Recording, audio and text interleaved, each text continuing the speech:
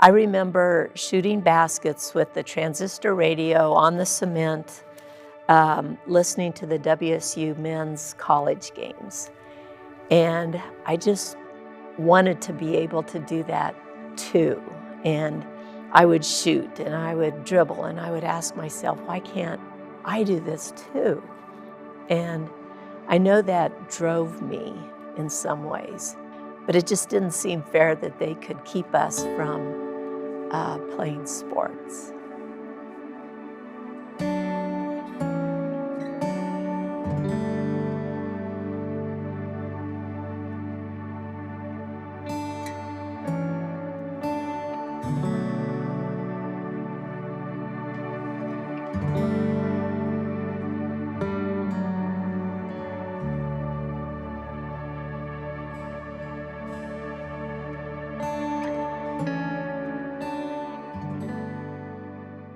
I think in the early 70s, it was still that women weren't looked at as equals in jobs, in what you could wear, in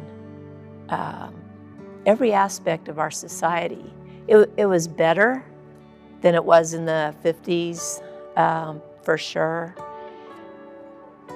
But when I say that the culture wasn't ripe for girls to play sports, I think it was that girls weren't allowed to do other things as well, so why should sports be the avenue that they got to play? You know, we were supposed to be learning how to cook and how to sew, and all those things were fine, but it was limiting.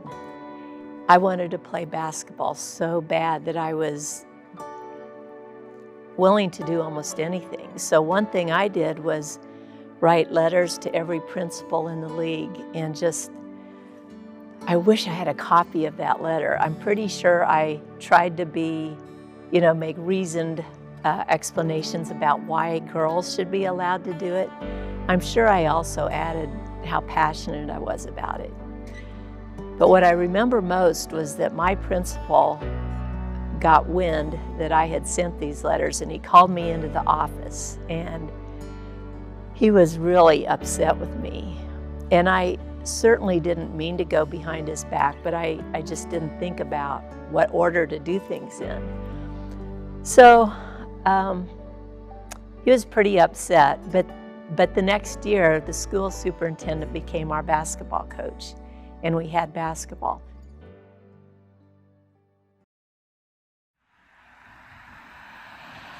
Very few schools had girls athletics. Especially the bigger schools. I think you get along the Oklahoma-Kansas line, a lot of the smaller schools had girls athletics. Some of it was a 3-on-3. Are you familiar with that? Well, it's half-court stuff. And so, but some of the smaller schools south of us had some girls athletics, a little bit of track. The spring of '72, we had started tennis and track. I was a track coach, and then in the fall of '72, some mothers wanted basketball started because their daughters had played some junior high ball around. And so they pushed that in, and we had a meeting down in the old gym, and 113 girls showed up, and we told them what it was going to be like. 33 showed up for the first practice, and so we practiced 8 days and had our first basketball game. Had to come, if we wanted to practice in this gym, we had to come in, get here at 6 in the morning and do our practice, which the girls were all willing to do because it was new. It was a lot better than practicing down in the grade school, that small gym, but we did what we had to do to get it done, and nobody complained. I coached them just like I did the boys. I didn't, I told them I was going to do that, and they were willing. I mean, they were so eager. So it worked out well, and then eventually the tide started to turn a little bit. Women's sports, you know, they were kind of being forced a little bit to do the right thing and let us do a few more things. So we got bused to the country schools for practice. I remember practicing in what is now the auditorium. That was an old gym, and it wasn't the right size.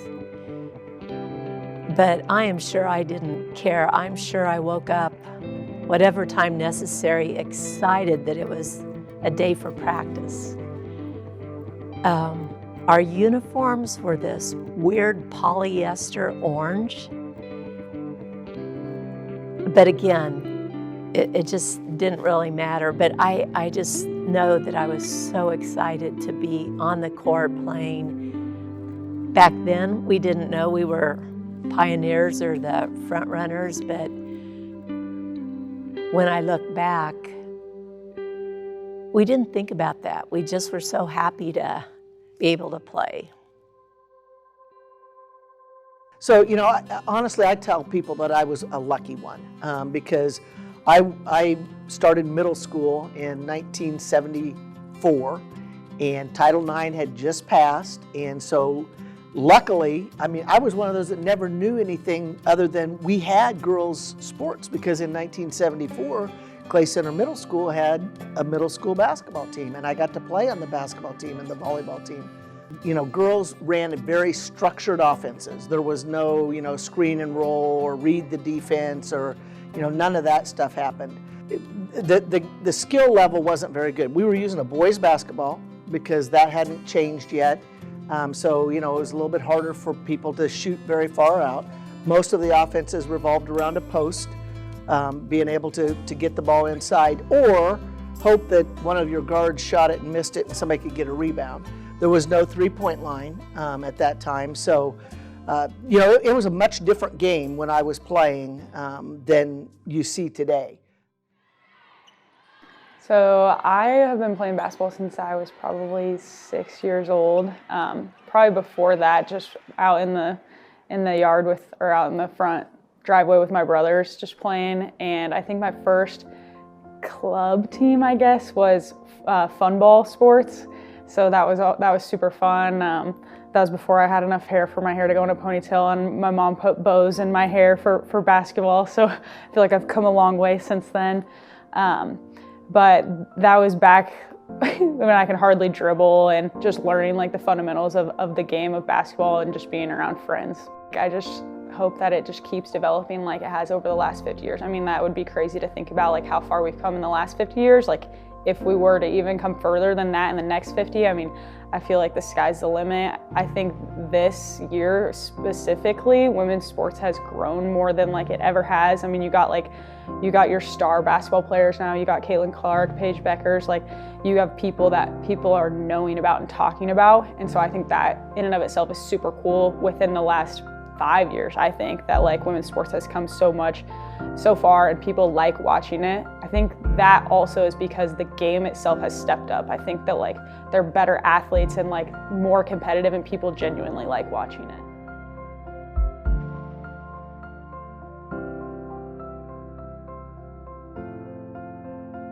One of the things that we did when we celebrated the 50th is, you know, traditionally it was always the girls' game and then the boys' game, and the boys' game was always the last game.